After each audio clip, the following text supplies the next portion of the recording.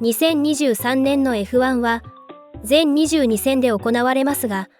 その半分にも満たない第10戦を終えた段階でデフリースが解雇され、リカルドが後任としてアルファタウリ入りするなど、誰も予想していなかったと思います。つまり今後の F1 の世界もいつ何が起きるかは誰にもわからないのです。20しかない F1 のシートを世界の逸材たちが獲得し、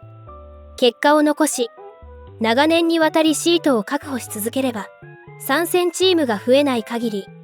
いつかはシート不足問題につながりますよね。F1 ではトップチームになればなるほど、よりドライバーは固定化され、空きが出る可能性も低くなります。そのため、中団、下位チームのドライバーが勝てるトップチームのシートを手にするには、実力はもちろんのこと、タイミングが非常に重要になります。そのタイミングがここ数年でトップの数チームに重なるかもしれません。今回はいつもと同じく妄想全開でトップチームの今後のドライバーを予想してみます。まずはレッドブルです。2028年までの超長期契約を結んでいるマックスは、2026年のマシンの戦闘力次第で他チームに移籍するかもしれませんが、それは早くても2027年になると思うので、当分はこのまま勝ち続けるでしょう。現在通算42勝のマックスは、今シーズンの残りの12レース、そして来年、再来年を年間24戦と考えた場合、その全てで勝てれば、ハミルトンの歴代最多勝の103勝に限りなく近づき、通算102勝になります。全てで勝つ可能性はほぼゼロと言えますが、今後のマックスには誰も敗れないと思われていたハミルトンの最多勝をぜひとも塗り替えてほしいです。レッドブルに関しては、2024年まで契約のあるペレスの後任が騒がれています。今シーズン途中から始まった彼の低迷ぶりは異常ともいえ、彼の精神状態が心配されています。もし今シーズンの残りのレースで彼が復活することなく、ドライバーズランキング2位から陥落するようなことがあれば、契約途中でも来シーズンは角田裕樹かリカルドにシートを明け渡すかもしれません。噂ではノリスとルクレールにも接触したと言われているレッドブルですが、マックスとノリスのコンビはあり得ると思いますが、カート時代からバチバチにやり合ってきたマックスとルクレールはないと感じています。今後のアルファタウリのチーム内バトルの結果次第だと思いますが、気になるのがマックスがリカルドを絶賛しているところです。もしかしたらマックス的にはガンガン来そうな角田裕樹よりも過去の確執を乗り越えたリカルドを求めているようにも感じられます。しかし今後マックスが離脱する可能性を考えれば、次期エースとしては現在34歳のリカルドよりも若い角田裕樹がベストではないでしょうか。2人については確実に今シーズン中に結論が出ます。あとはペレス次第と言えるでしょう。次にフェラーリです。ルクレールとサインツはどちらも2024年までの契約を結んでいますが、時間の経過とともに明らかにルクレールのチームへの不満が増しているように感じます。さらにサインツとの関係にも亀裂が生じ始めているので、勝てないチームでドライバー人生を終えるよりも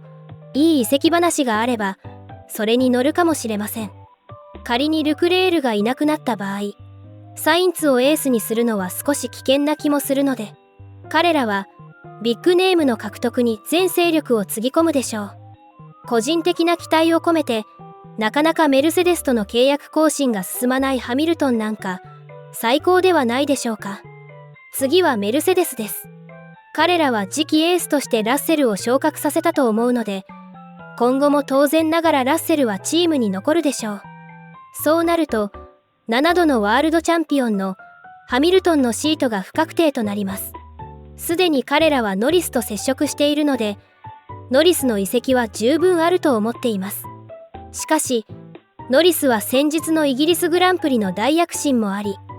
マクラーレンが復活すればあえて他チームに移籍する必要もなくなるので、今後の状況次第と言えるでしょう。次はそのマクラーレンです。ノリスとは2025年までピアストリとは2024年までの契約のあるマクラーレンは、今のところ公認ドライバーは考えていないと思います。しかし、ノリスが活躍すればするほど、他チームが獲得に動くと思うので、公認候補を立てておく必要があります。個人的には、アレックス・パロウ一択です。これは、どのチームにもないマクラーレンの最大の強みだと思っているので、F1 とインディーを結ぶ最強の架け橋になってほしいです。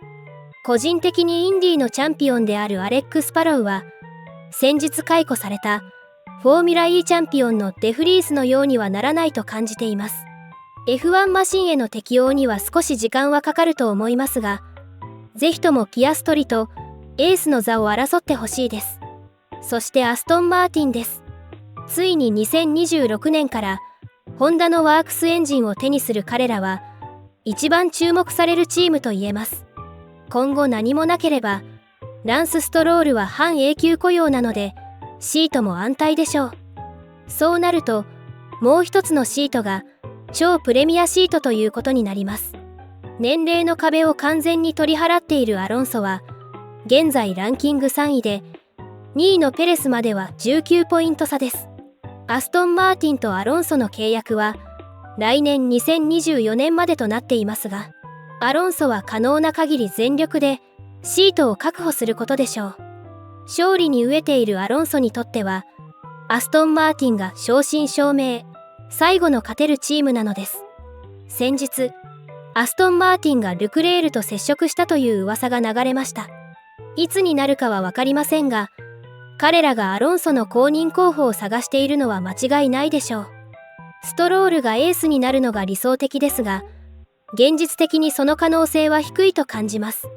今やアストン・マーティンのエース、イコールワールドチャンピオンを狙えるドライバーということになるので、ストロールの目の前にはまだまだ高い壁がありそうです。パワーユニット的に2026年からのホンダがライバルたちを一歩リードした場合、アストン・マーティン・ホンダはタイトル最有力となるので、そのシートを獲得したドライバーは大きなチャンスをつかむことになります。2026年を迎えた時点で、アロンソは44歳、シーズン中に45歳になります。それまで彼が戦闘力を維持できるかは誰にも分かりませんが、チームと良好な関係を築くことができれば、2026年もチームにいるかもしれませんが、3年も4年もチームとの関係がうまくいくかが鍵かもしれませんね。だって、それがアロンソというドライバーなので、個人的にはここに角田裕樹が入り込んでほしいです。そのためには、アストン・マーティンを説得するために、角田裕樹はすでに F1 で勝てるドライバーであることを証明している必要があります。来年2024年からのレッドブル昇格は、ここにつながる重要なものだと感じています。トップチームのレッドブルで経験を積み、そこで何度も勝つことができれば、ストロール親子も角田裕樹を認めることでしょう。今シーズンで言えば、勝てるチームのシートは、レッドブル一択と言えますが、そのレッドブルも2026年以降は、上昇軍団ではなくなる可能性が、日に日に高くなっているように感じます。新レギュレーションが導入される2026年からは、どのチームがスタートダッシュを決めるか、全く予想もつきません。